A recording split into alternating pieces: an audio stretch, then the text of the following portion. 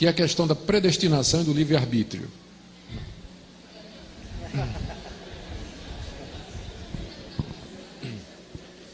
Deixa eu ver como é que eu respondo isso aqui. Eu vou tentar dar uma resposta breve para uma questão extremamente complicada e que já vem sendo debatida há 2000 anos na igreja, né? Sem que haja assim consenso entre todo mundo.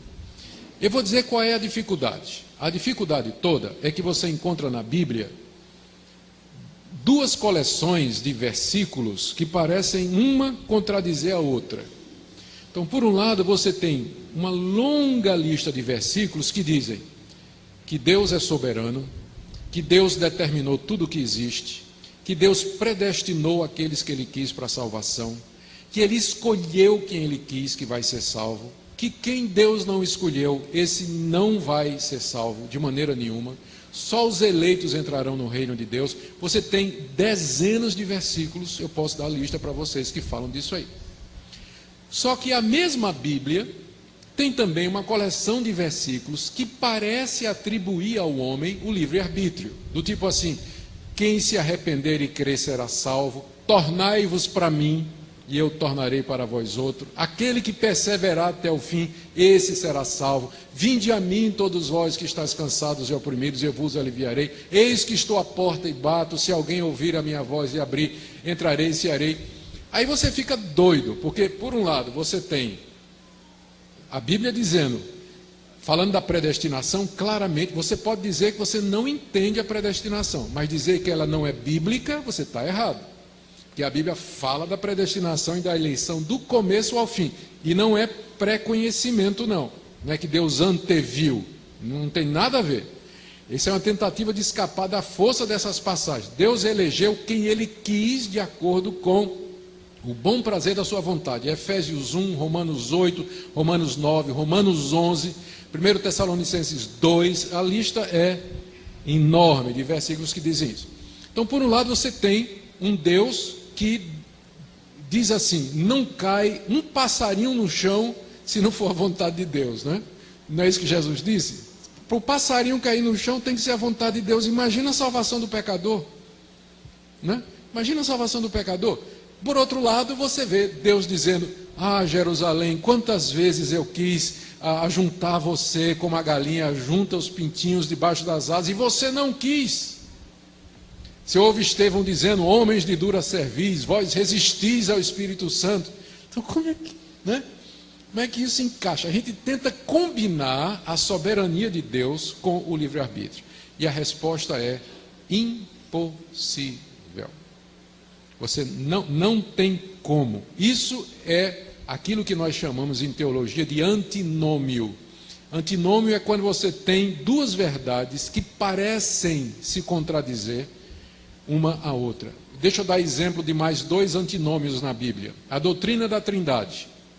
Você vai encontrar um monte de versículos que dizem assim: só tem um Deus.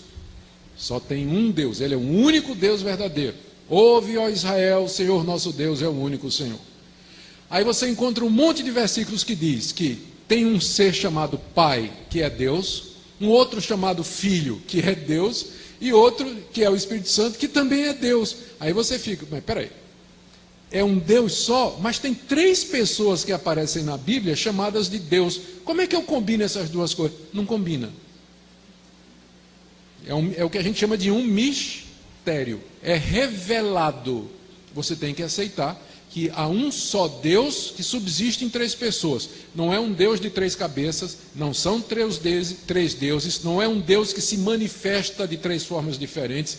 São três pessoas distintas que são um único e verdadeiro Deus. Ou seja, na matemática de Deus, 1 mais 1 mais 1 igual a 1. Na nossa, 1 mais 1 mais 1 igual a 3. Na de Deus, 1 mais 1 mais 1 igual a 1. Outro antinômio. A Bíblia fala de Jesus, tem várias passagens que se referem a Jesus Cristo como sendo o verdadeiro homem. Ele chorou, ele sentiu raiva, ele se entristeceu, ele cansava, ele comia, ele dormia, e ele sofreu e ele morreu. Tem uma lista de outras passagens que diz que Jesus é Deus, que ele já existia antes de vir ao mundo, que ele e o Pai são um, que ele é o Filho de Deus, que ele é eterno, que ele é onisciente e ele é onipotente. Agora me responda, se ele é Deus, quem é que morreu na cruz? Que Deus não morre. Resposta, não sei. As duas naturezas de Jesus é mais um outro mistério que a Bíblia revela e que a gente não consegue compreender. Não é que é uma contradição, é acima da nossa lógica. É acima, porque nós estamos falando de Deus, que é um ser totalmente outro. Ele é totalmente outro. Então, nós não temos como entender determinadas coisas. Então, a doutrina da predestinação e da responsabilidade humana se encaixa na mesma categoria. Deus é absolutamente soberano, só vai para o céu quem Deus escolheu e chamou. Pode ter certeza disso, é isso que a Bíblia diz. Por outro lado, você é responsável por sua decisão. Se você vai para o inferno, é porque você disse não, é porque você não quis. E se você for para o céu, é porque Deus chamou você. Todo crente de joelho, ele é um calvinista. Porque quando ele está de joelho, como é que ele ora? Ele ora assim, ó Deus, eu te agradeço. Você ora assim, ó Deus, eu... Não, desculpa. Você está de joelho dizendo assim, eu me agradeço porque eu tomei a decisão. Vou para o céu porque eu tomei o livre-arbítrio da forma correta. Eu me agradeço. É assim que você faz quando está de joelho? Não, não. Como é que você agradece? Deus, eu te agradeço porque se o Senhor não tivesse tocado meu coração, se o Senhor não me tivesse dado a oportunidade. Então, todo mundo de joelho é um calvinista. Agora, quando ele se levanta, o que é que ele faz? Chega para o vizinho e diz, se converta, não é isso que ele faz, né? Se converta, se arrependa dos seus pecados. Então, todo calvinista de pé é um arminiano. Agora, veja só.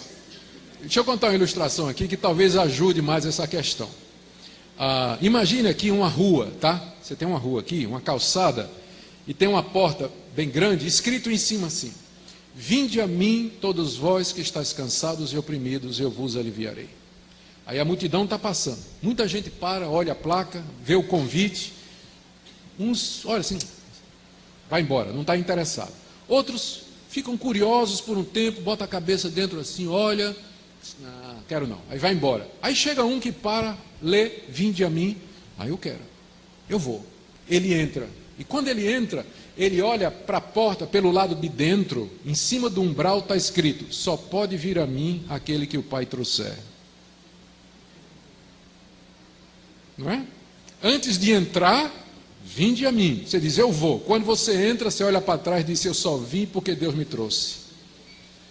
As duas coisas combinam. Elas não se explicam, não há uma explicação lógica para isso. Como é que pode haver responsabilidade num mundo governado por um Deus que predestinou tudo o que acontece? Então isso não cabe na nossa lógica, mas é o que a Bíblia diz. Tá? Então, minha sugestão, ainda bem que ninguém vai para o céu sob a condição de acreditar na predestinação. Tá? Você é predestinado, mesmo que você não acredite, pode ter certeza. Então, ainda bem que sua salvação não depende de você acreditar nessa doutrina. Mas pelo menos não diga que ela não é bíblica. Diga assim, eu não entendo.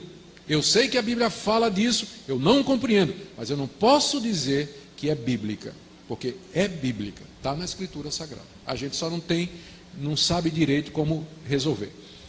As pessoas tentam resolver esse dilema da soberania de Deus e da responsabilidade humana, ou anulando a soberania de Deus, para deixar o homem livre, dizendo que Deus não predestina, que Deus não conhece o futuro, que Deus não determina, e aí eles vão ter que tirar da Bíblia dele um monte de versículos. Ou você tem os outros que querem negar a responsabilidade humana, que são os chamados hipercalvinistas, não é? Que diz que não adianta nem evangelizar, nem precisa evangelizar, porque os eleitos virão de qualquer maneira. Então são os dois extremos que a gente tem que evitar. Nós temos que manter as duas verdades juntas. Pensa nisso da seguinte maneira: se você ficar em cima de um trilho de trem, em linha reta, que vai até no horizonte, você vai ver que as duas linhas vão correndo paralelas e elas nunca se encontram, mas elas se encontram lá no horizonte, não é isso? Então a soberania de Deus e a responsabilidade humana são as duas linhas desse trem, elas correm paralelas na Bíblia e se vão encontrar na eternidade. Lá a gente vai compreender. Por enquanto, elas estão correndo lado a lado. Não se contradiz, estão correndo lado a lado, mas a gente não sabe como é que elas se relacionam. Tá bom assim? Todo mundo entendeu? Então vocês estão melhores do que eu, porque eu ainda continuo com dificuldade de entender isso.